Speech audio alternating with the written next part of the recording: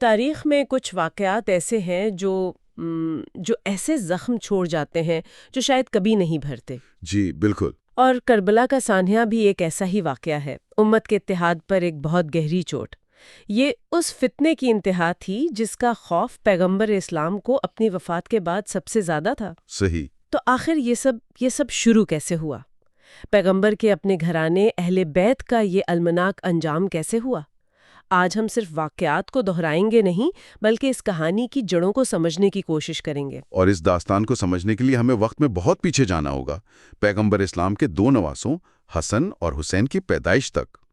ان کا بچپن عام بچوں جیسا نہیں تھا۔ اچھا؟ جی، ان کی زندگی کا ہر لمحہ محبت، روحانیت اور آنے والے ایک بہت بڑے طوفان کی پیشگوئیوں سے بھرا ہوا تھا، جنہیں وہ خود جنت کے پھول کہا کرتے تھے۔ تو آئیے اسی بچپن سے شروع کرتے ہیں۔ کہتے ہیں کہ ناموں میں بہت کچھ چھپا ہوتا ہے۔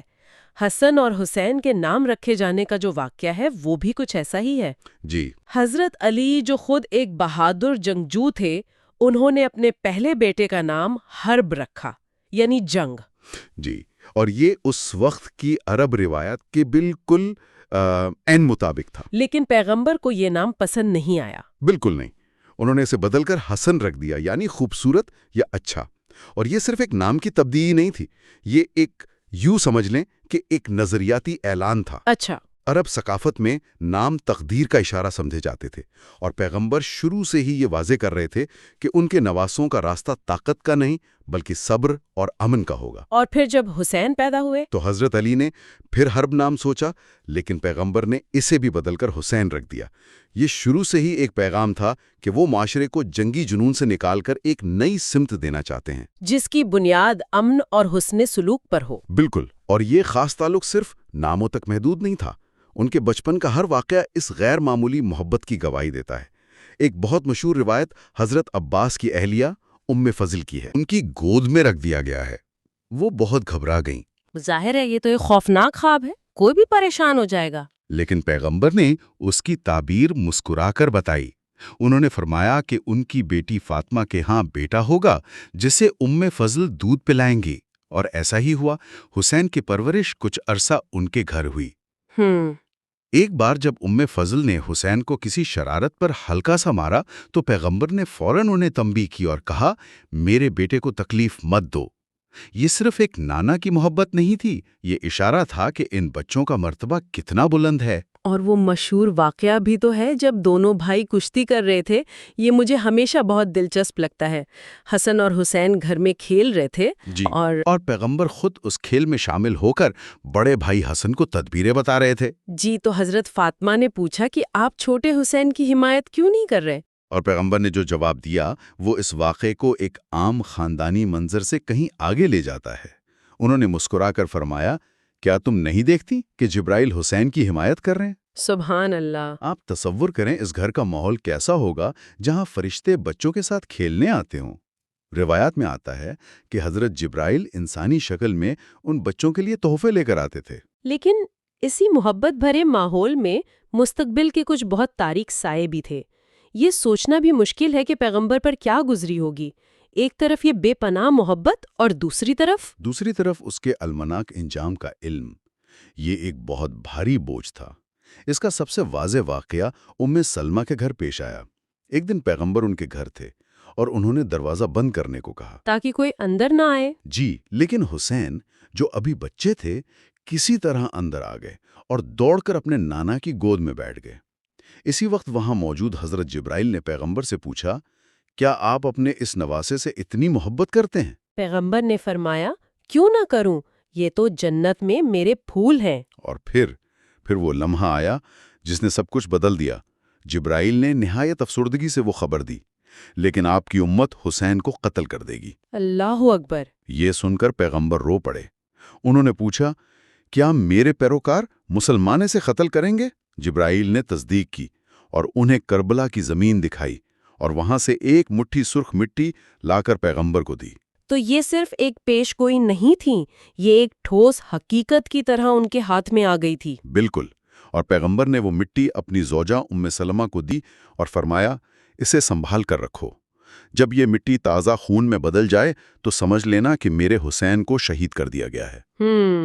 اس دن کے بعد حسین کے لیے ان کی محبت اور بھی گہری ہو گئی، کیونکہ اب اس محبت میں ایک آنے والی عظیم قربانی کا علم بھی شامل تھا۔ اسی لیے شاید پیغمبر نے اپنی زندگی کے آخر میں بار بار اپنے اہل بیت کا خیال رکھنے کی وصیت کی، غدیر خم کے مقام پر بھی۔ جی، میں تمہارے درمیان دو بھاری چیزیں چھوڑے جا رہا ہوں، اللہ کی کتاب اور میرے اہل بیت۔ یہ ایک انتباہ تھا۔ وہ دیکھ رہے تھے کہ مستقبل میں کیا ہونے والا ہے اور اپنی امت کو بچانے کی ہر ممکن کوشش کر رہے تھے۔ لیکن تاریخ کا دھارا تو ان کے خدشات کو سچ ثابت کرنے کی طرف ہی بڑھ رہا تھا۔ جی، پہلے حضرت علی کو مسجد میں شہید کیا گیا۔ اس ہنگامے اور افراتفری میں بھی حسن نے کمال صبر سے فجر کی نماز کی امامت جاری رکھی۔ یہ ان کی شخصیت کی مضبوطی کو ظاہر کرتا ہے۔ اپنے والد کی شہادت کے بعد حسن نے تقریباً 6 ماہ تک خلافت کی ذمہ داریاں نبھائیں۔ یہ ایک انتہائی مشکل وقت تھا۔ بہت مشکل، اور انہوں نے امت کو مزید خون ریزی سے بچانے کے لیے ایک بہت بڑا فیصلہ کیا۔ انہوں نے معاویہ کے حق میں خلافت سے دستبرداری اختیار کر لی۔ کچھ شرائط کے ساتھ ہے نا؟ جی، جن میں سے ایک یہ تھی کہ معاویہ کے بعد خلافت واپس اہل بیت کو ملے گی، لیکن بدقسمتی سے ان کی اپنی بیوی جیودہ نے ان سے بے وفائی کی۔ یہ کہانی کا ایک اور المناک موڑ ہے۔ انہیں زہر دے کر شہید کیا گیا۔ جی، پیسوں اور وعدوں کے بدلے اس نے اپنے شوہر اور پیغمبر کے نواسے کو زہر دے دیا۔ انہیں 3 بار زہر دیا گیا، اور آخری بار جب ان کی عمر تقریباً 47 سال تھی تو زہر جان لیوا ثابت ہوا۔ واقعہ یوں ہوا کہ جب وہ سو کر اٹھے تو انہوں نے بستر کے پاس رکھا پانی کا گلاس پی لیا، جس میں زہر ملا ہوا تھا۔ کچھ ہی دیر میں ان کے جسم سے خون بہنے لگا۔ انہوں نے فوراً اپنے بھائی حسین کو بلوایا۔ اس وقت حسین کے دل میں غصہ اور بدلے کا جذبہ تو فطری تھا۔ بالکل، حسین نے بدلہ لینے کی بات کی، لیکن حسن نے ان کا ہاتھ پکڑ کر جو کہا وہ ان کے خاندان کے اصولوں کا نچوڑ ہے۔ انہوں نے کہا، حسین، بدلہ لینا ہمارے نانا کا طریقہ نہیں۔ میں نے کل رات خواب میں نانا کو دیکھا۔ انہوں نے فرمایا کہ کل تم ہمارے ساتھ ہوگے۔ یہ واضح پیغام تھا کہ ذاتی انتقام ان کی میراث نہیں۔ اور ان کی آخری خواہش بھی تنازع کا شکار ہو گئی۔ وہ چاہتے تھے کہ انہیں اپنے نانا کے پہلو میں دفن کیا جائے۔ جی، اور حضرت عائشہ نے اجازت بھی دے دی تھی، لیکن کچھ سیاسی عناصر نے ہنگامہ کھڑا کر دیا۔ خدشہ تھا کہ بات مزید خون ریزی تک نہ پہنچ جائے۔ اچھا۔ تب حضرت ابو ہریرہ نے مداخلت کی اور حسین کو مشورہ دیا کہ وہ اپنے بھائی کو جنت البقیع میں دفن کر دیں تاکہ فتنہ نہ بڑھے۔ حسین نے بھائی کی وصیت پر امت کے اتحاد کو ترجیح دی۔ اس واقعے نے حسین کو بالکل تنہا کر دیا، اور اب اہل بیت کی قیادت کی تمام تر ذمہ داری ان کے کندھوں پر آ گئی تھی۔ جی، اور یہ ذمہ داری انہیں ایک ایسے وقت میں ملی جب سیاسی حالات ایک بار پھر فیصلہ کن موڑ لے رہے تھے۔ معاویہ کی وفات کے بعد ان کا بیٹا یزید تخت پر بیٹھا، جو حسن کے ساتھ ہوئے معاہدے کی کھلی خلاف ورزی تھی۔ بالکل، اور یہیں سے کربلا کے سفر کا آغاز ہوا۔ کوفہ کے لوگوں نے، جو پہلے حضرت علی کے حامی تھے، حسین کو خطوط بھیجنے شروع کر دیے۔ 1 2 نہیں، ہزاروں خطوط۔ 18,000 لوگوں کے دستخط تھے ان پر۔ یہ تو بہت بڑی تعداد ہے۔ بہت بڑی تعداد۔ وہ انہیں اپنا خلیفہ بنانے کی دعوت دے رہے تھے۔ حسین نے ان کی دعوت پر اپنے چچا زاد بھائی مسلم بن عقیل کو کوفہ بھیجا، صورتحال کا جائزہ لینے کے لیے۔ جی، شروع میں مسلم کا پرتپاک استقبال ہوا۔ تقریباً 4,000 لوگوں نے ان کے ہاتھ پر بیعت کی، اور مسلم نے حسین کو ایک مثبت خط بھیج دیا کہ حالات سازگار ہیں، آپ آ جائیں۔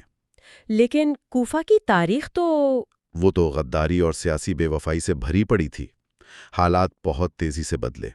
یزید نے کوفہ کے گورنر کو ہٹا کر عبید اللہ ابن زیاد کو مقرر کیا، جو اپنی بے رحمی کے لیے مشہور تھا۔ اچھا۔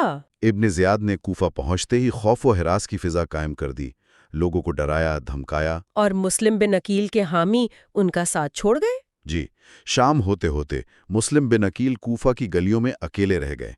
انہیں گرفتار کر کے محل کی چھت سے گرا کر سرے عام شہید کر دیا گیا تاکہ لوگوں کے دلوں میں دہشت بیٹھ جائے۔ اور حسین ان تمام واقعات سے بے خبر، مسلم کے پہلے خط پر بھروسہ کرتے ہوئے اپنے خاندان کے ساتھ کوفہ کے لیے روانہ ہو چکے تھے۔ جی، راستے میں انہیں بہت سے لوگوں نے روکا۔ عبداللہ بن زبیر نے سمجھایا، ابو سعید الخدری جیسے بزرگ صحابی نے روکا، یہاں تک کہ مشہور شاعر فرزدق نے بھی۔ جی، جب انہوں نے کوفہ کے حالات پوچھے تو اس نے ایک تاریخی جملہ کہا، لوگوں کے دل آپ کے ساتھ ہیں لیکن ان کی تلواریں یزید کے ساتھ ہیں۔ اس سے زیادہ واضح تصویر اور کیا ہو سکتی تھی؟ تو پھر سوال تو یہی ہے نا کہ اتنے واضح اشاروں کے باوجود حسین نے اپنا سفر جاری کیوں رکھا؟ دیکھیں، اسے سیاسی غلط فہمی کہنا شاید ٹھیک نہ ہو۔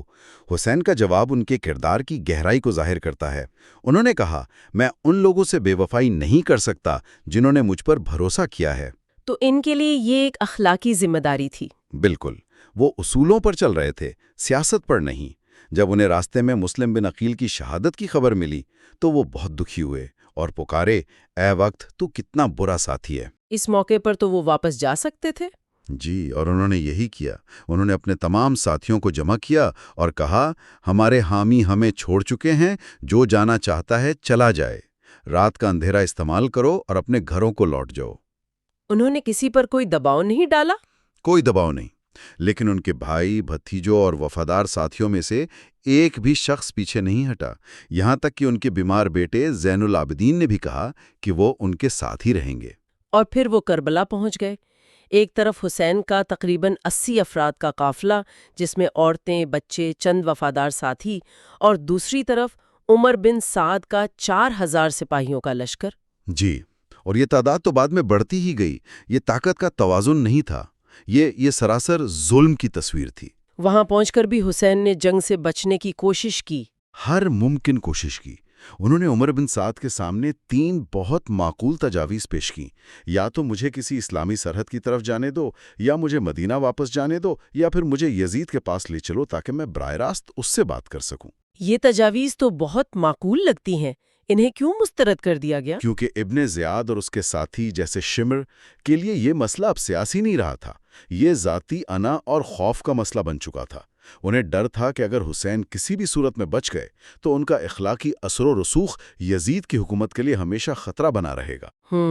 ان کے نزدیک حسین کا وجودی ایک چیلنج تھا۔ بالکل، یہاں تک کہ حسین کی بہن زینب نے عمر بن سعد سے کہا، کیا تم پیغمبر کے نواسے کو قتل کرنے آئے ہو؟ کیا تمہیں اللہ کا خوف نہیں؟ وہ یہ سن کر رو پڑا لیکن اپنی جگہ سے نہیں ہلا۔ اور پھر محاصرہ سخت کر دیا گیا۔ جی، محرم کی 7 تاریخ کو قافلے پر پانی بند کر دیا گیا۔ 3 دن تک چھوٹے بچوں سمیت کسی کو پانی کا ایک قطرہ نہیں ملا۔ اللہ! 9 محرم کی رات، جسے شب عاشور کہتے ہیں، حسین نے ایک بار پھر اپنے ساتھیوں کو جمع کیا، چراغ بجھا دیا اور کہا کہ جو جانا چاہتا ہے چلا جائے، کل یہاں سوائے موت کے کچھ نہیں۔ لیکن کوئی نہیں گیا۔ تاریخ گواہ ہے کہ اندھیرا چھٹنے کے بعد بھی ایک شخص کم نہیں ہوا تھا۔ اور پھر تاریخ کا وہ سیاہ ترین دن آیا، 10 محرم 61 ہجری، جمعہ کا دن۔ اس دن ایک ایک کر کے پیاس کی حالت میں پیغمبر کے نواسے، ان کے خاندان کے افراد اور ان کے وفادار ساتھیوں کو بے دردی سے شہید کر دیا گیا۔ یہ جنگ نہیں تھی، یہ ایک قتل عام تھا۔ کربلا کی خاک پر ان کے جسم تو گرے، لیکن کیا ان کی قربانی رائیگاں گئی؟ بالکل نہیں۔ ان کی یاد اور ان کا پیغام صدیوں سے زندہ ہے۔ ان کی نسل سے عبد القادر جیلانی جیسی عظیم روحانی شخصیات پیدا ہوئیں۔ اہل بیت کی محبت امت کے دل میں ہمیشہ کے لیے نقش ہو گئی۔ کربلا صرف ایک تاریخی واقعہ نہیں، یہ حق اور باطل کے درمیان انتخاب کی ایک لازوال علامت بن گیا۔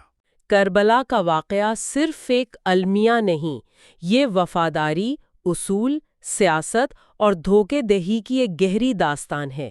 یہ آج بھی ہمارے سامنے ایک سوال کھڑا کرتا ہے، اور شاید یہی اس گفتگو کا سب سے اہم نقطہ ہے۔ جی، کہ جب حالات انتہائی مشکل ہوں، جب ہر منزل شکست کی طرف اشارہ کر رہی ہو، اور جب اصولوں پر قائم رہنے کی قیمت یقینی موت ہو، تو وہ کون سی چیز ہے جو ایک انسان کو سمجھوتا کرنے سے روکتی ہے اور اسے اپنی جان قربان کر دینے پر مجبور کرتی ہے؟